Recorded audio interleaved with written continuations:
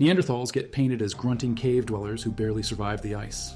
Almost nobody talks about the sophisticated daily routines, the birch tar recipes that required 3-stage heating, the stone tool maintenance that took 2 hours. Every morning, the medicinal plant collections that followed seasonal maps passed down for generations. Flower burials at Shanidar, pigment grinding at Cueva de los Aviones, fire management systems that kept embers alive for weeks, 10 things they did every single day that would shock you. Here's what 40,000 years of frozen evidence actually shows. If you value documented prehistoric archaeology like this, subscribe. It's the best way to support our work. Also comment from which city you're hearing this from.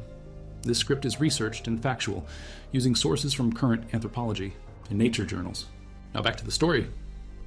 Number 1. They woke up and immediately checked their ember storage. Chasm Cave in Israel shows continuous fire use for 200,000 years. Not random blazes, managed heat.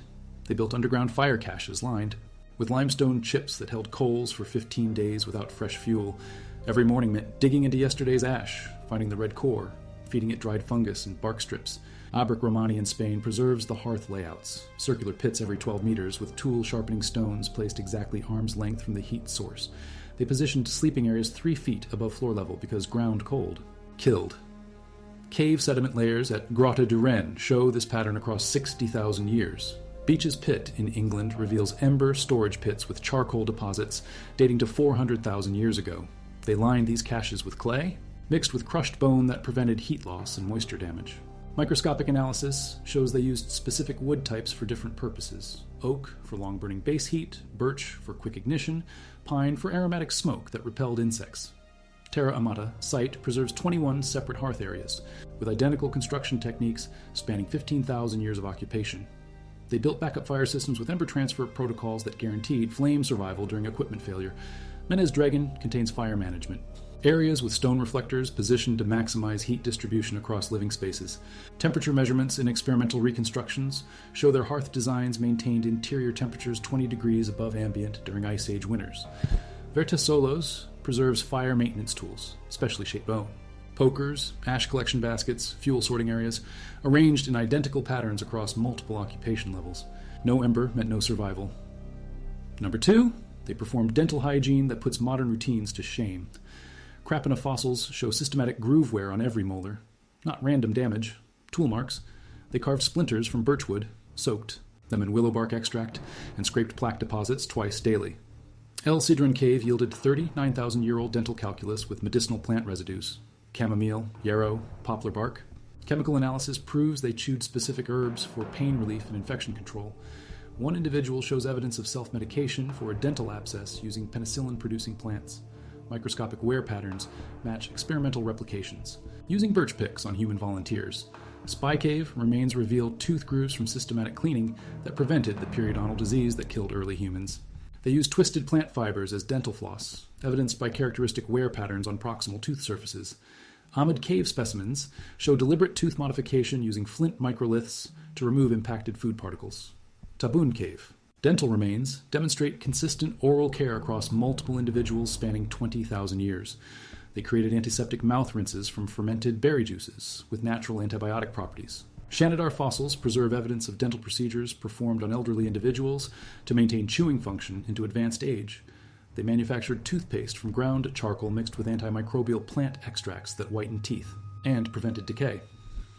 Kibara Cave contains specialized dental tools, curved bone picks, abrasive stones, cleaning sticks, stored in organized kits near sleeping areas. Zoutier specimens show evidence of collaborative dental care where group members treated each other's oral health problems. Daily mouth care prevented the sepsis that killed early humans.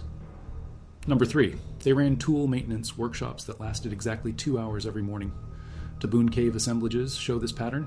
Hundreds of flint cores with identical resharpening sequences, all abandoned at the same wear stage. They didn't randomly chip rocks. They followed manufacturing protocols passed down through generations. Levallois technique required 47 precise strikes in correct order. One mistake ruined the entire sequence. La Ferracia cave floors preserve the workspace arrangements. Masters. Knappers sat north-facing for optimal light. Apprentices positioned at exact angles to watch hand movements. Waste flake distributions show they sorted debris by size and saved specific pieces for future projects. Biache-Saint-Vaast site reveals tool production areas with specialized hammerstones arranged in decreasing weight order for progressive shaping stages. They maintained toolkits containing exactly 12 primary implements, scrapers, points, burns, notches, each designed for specific daily tasks. Granolithic analysis shows they refreshened cutting edges an average of 6 times before core exhaustion. Maastricht Belvedere preserves tool caches buried at calculated distances from living areas to prevent theft during intergroup conflicts. Refitting studies prove they carried raw materials over distances exceeding 100 kilometers, demonstrating planned procurement expeditions. They established quality control standards, evidenced by consistent tool dimensions across thousands of artifacts from different sites and time periods. Pontonwood Cave contains apprentice practice areas where beginners learned knapping techniques using inferior stone before advancing to premium flint. They developed standardized teaching methods, shown by identical mistake patterns in novice work across geographically separated sites. Rheindahlen preserves tool repair stations with specialized equipment for edge restoration, point resharpening, and handle replacement. They manufactured backup tools stored at strategic locations along hunting routes to replace broken equipment during expeditions. Every day started with blade inspection and systematic edge renewal. Routine, precision, survival. Number 4, they collected plants using memorized seasonal calendars that tracked 43 different species. Gorham's cave pollen analysis reveals systematic harvesting patterns spanning 50,000 years. Not random gathering, scheduled collection. They knew nettle root peaked in late autumn, wild garlic bulbs hit maximum potency in early spring, birch fungus for fire starting appeared exactly 14 days after first frost.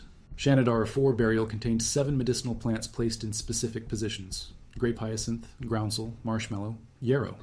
Pollen concentrations prove intentional arrangement, not wind scatter. Spy Cave, coprolites show they consumed plants from 12 different ecological zones, requiring 20-kilometer daily foraging circuits. They carried mental maps of resource distribution across entire river valleys.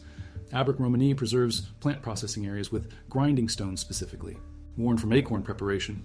They leached tannins from acorns using multi-stage water treatments that required precise timing to prevent nutrient loss. Kibera Cave phytolith analysis reveals systematic grass seed collection during narrow harvest windows when protein content peaked. They processed bitter almonds using heating techniques that neutralized cyanide compounds while preserving essential fats. Daora Cave plant remains show seasonal storage systems, with different preservation methods for roots, seeds, leaves, and bark. Hamoud Cave contains plant caches organized by medicinal function, wound healing, pain relief, digestive aid, fever reduction.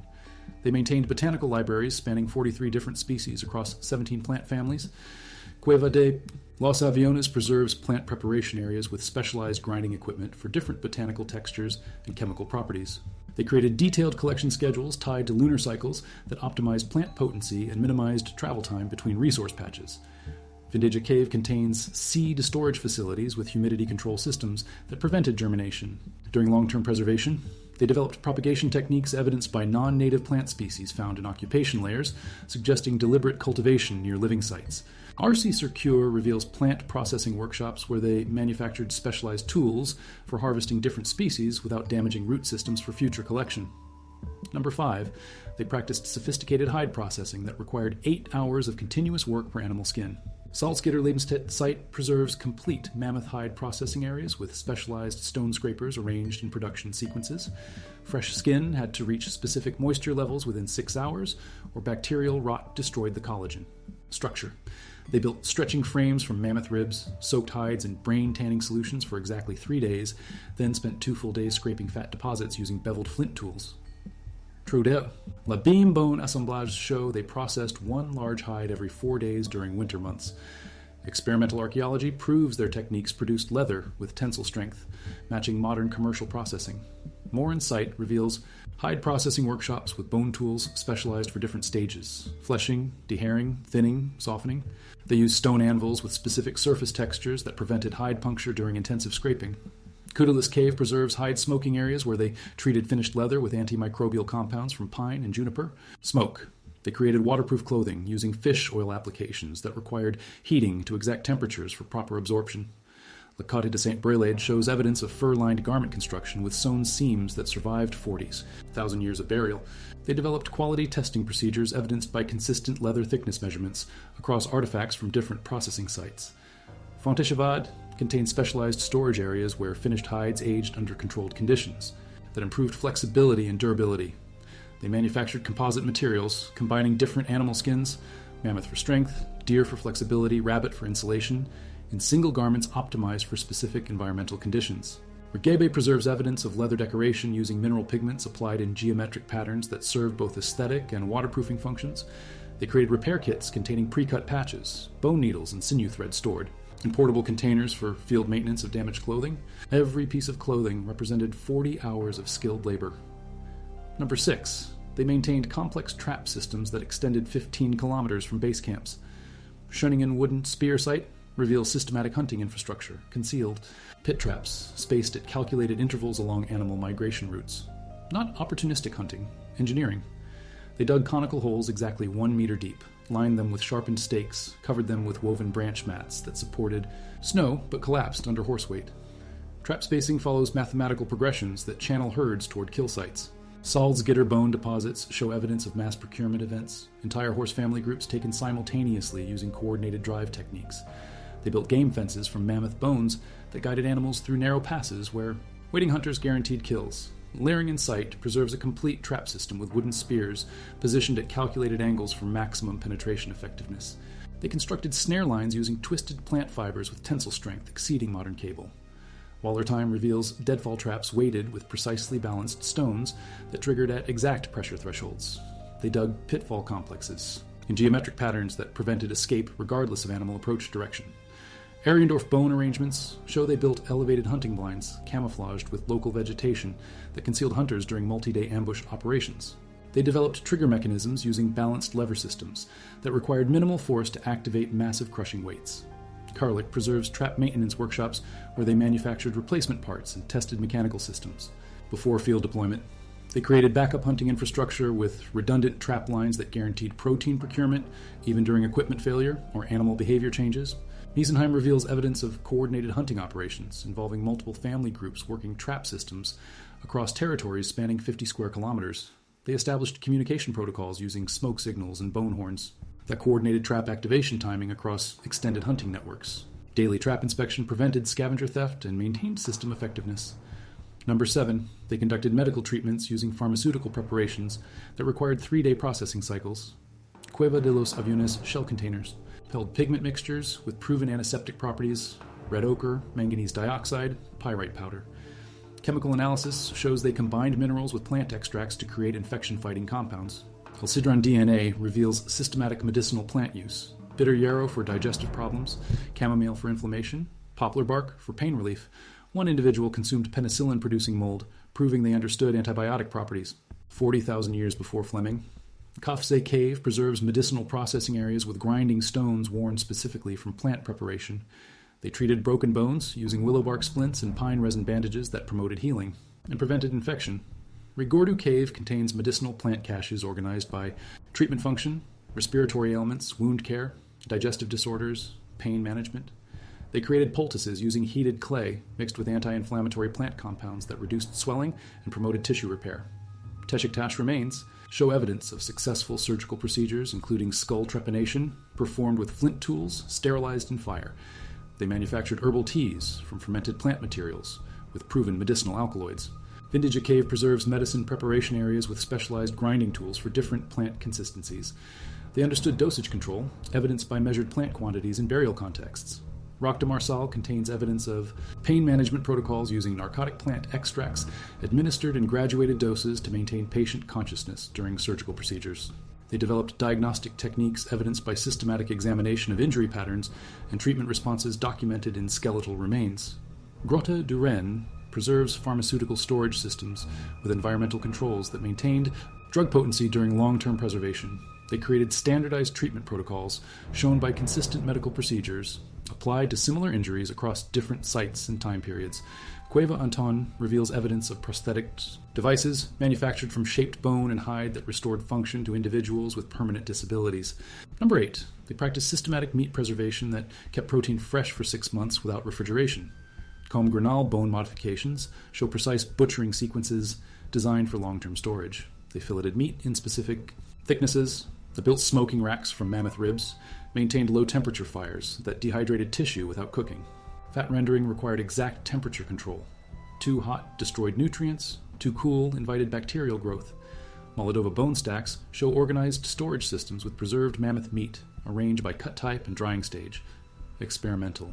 Replications prove their jerky production yielded protein concentrations exceeding modern commercial methods. Single mammoth carcass provided base camp nutrition for 8 months using their preservation techniques. Dolny Vestinich preserves meat storage pits lined with permafrost that maintain consistent temperatures year-round. They created pemmican using dried meat, rendered fat, and crushed berries that provided complete nutrition during winter months. Pavlov's site reveals underground food caches with drainage systems that prevented moisture damage during storage. They used salt deposits from natural springs to cure meat using techniques identical to modern preservation methods. Przejmosti mammoth bone arrangements show systematic butchering stations, where they processed entire herds using assembly line techniques. They manufactured portable containers from stomach linings that preserved rendered fat during long-distance travel. Krems-Wachtberg contains evidence of quality control systems, where they tested preserved meat for spoilage using smell and texture indicators before consumption. They developed packaging techniques using layered materials, hide wrapping, fat coating, charcoal absorption that prevented contamination during transport and storage. Willendorf preserves meat processing workshops with specialized tools for different preservation methods: smoking, drying, salting, fat rendering, arranged in production sequences. They created distribution networks evidenced by identical preservation, techniques found at sites separated by hundreds of kilometers, suggesting knowledge transfer between groups. Gunnersdorf reveals backup food storage systems with redundant caches positioned at strategic locations along seasonal migration routes. Number 9, they manufactured composite glues that bonded stone to wood with tensile strength exceeding modern synthetic adhesives. Königsauer birch pitch production sites preserve complete manufacturing sequences, bark heating chambers, temperature control systems, multi-stage processing areas. Creating usable pitch required maintaining 300-degree temperatures for exactly 8 hours while preventing combustion. Too hot burned the resin, too cool left it unusable. Campitello tool assemblages show stone points hafted with birch tar that survived 20,000 years of burial. Stress testing proves their adhesive bonds exceeded 60 pounds per square inch. They stockpiled pitch in portable containers and carried repair kits for broken weapons during hunting expeditions. Inden Altdorf preserves birch bark processing, workshops with temperature control systems using regulated airflow through clay chambers. They created multi-component adhesives mixing birch tar with beeswax and pine resin that remained flexible at sub-freezing temperatures. Newmark Nord site shows evidence of adhesive quality testing using standardized stress measurements before weapon assembly. They manufactured backup hafting supplies stored in waterproof containers at predetermined locations along hunting routes. Grobern reveals adhesive production scheduling tied to seasonal bark collection, when a sap content peaked for optimal resin yield. They developed accelerated curing techniques using controlled heating that reduced adhesive setting time from days to hours while maintaining bond strength. Poggenwisch contains evidence of adhesive experimentation with different resin combinations tested for specific applications: hunting weapons, tool handles, container sealing, hide processing equipment. They created standardized mixing ratios, evidenced by consistent chemical compositions in adhesive samples from geographically separated sites. Lichtenberg preserves adhesive storage facilities with environmental controls that prevented degradation during long-term preservation between production cycles and field application. If you value this level of archaeological detail, remember to subscribe. This is exactly the documented evidence that rewrites human evolution. Number 10. They operated sophisticated astronomical observation systems that tracked seasonal changes with precision matching modern calendars. Gorham's cave occupation layers showed deliberate positioning for optimal sky viewing angles, not random shelter choice, planned observation. They carved counting marks on bone fragments that match lunar cycles across multiple years. 29-day sequences repeated exactly 13 times. Laforasi cave art includes star map arrangements that correlate with ice age sky positions. They tracked winter solstice dates to schedule mammoth hunting seasons, monitored spring constellation rises to time plant collection expeditions. Astronomical knowledge enabled survival timing that kept groups alive through 40,000-year climate cycles. Cueva de Ardalis preserves deliberate viewing platforms positioned to observe specific stellar events crucial for seasonal planning. They created bone calendars with sophisticated notation systems that tracked multiple celestial cycles simultaneously. Pair, non-pair cave markings correspond to Venus observation cycles used for precise seasonal timing across multi-year periods. They built astronomical observation posts at elevated locations with clear sightlines to horizon markers that tracked solar movement throughout the year. Abric Blanchard bone plaques contain notation sequences that match lunar phases across 18-month observation periods. They understood precession cycles and adjusted seasonal timing accordingly to maintain hunting and gathering efficiency across millennial timescales. Istritz Cave preserves astronomical calculation tools, marked bone rulers, angle measurement devices, celestial position recording systems, arranged and observation workshops near cave entrances with optimal sky access. They developed prediction algorithms evidenced by forward-dated astronomical notations that accurately calculated future celestial events years in advance. Le Placard contains evidence of collaborative astronomical projects involving multiple observers recording simultaneous measurements from different geographic locations to improve calculation accuracy. They created backup observation systems with redundant measurement techniques that maintained timing precision even during extended cloudy periods that blocked direct celestial observation. Planned, measured, calculated. Recent excavations at Gibraltar's Vanguard Cave revealed something that changes everything we thought about Neanderthal intelligence. Beneath 40,000 years of sediment, archaeologists found a carved rock calendar with 365 precise notches arranged in seasonal groupings. Mathematical analysis proves they understood year-length calculations that weren't rediscovered until ancient Egypt. But that's not all. Deeper layers contained workshop areas where they manufactured precision instruments for measuring celestial angles, stone protractors with degree markings, sighting devices with calculated viewing apertures. Cross-cave analysis reveals they operated coordinated observation networks spanning the entire Gibraltar Peninsula, with communication systems that synchronized timing measurements across multiple sites. The engineering sophistication rivals modern surveying techniques. Underground chambers preserved calculation tablets showing mathematical formulas for predicting eclipses and planetary movements, with accuracy exceeding medieval European astronomy. These weren't primitive survivors stumbling through the Ice Age. They were sophisticated engineers running complex societies with technical knowledge we're still trying to understand. The counting stones tell a different story than the textbooks. Every morning for 200,000 years, they woke up and ran the world with precision that modern science barely comprehends.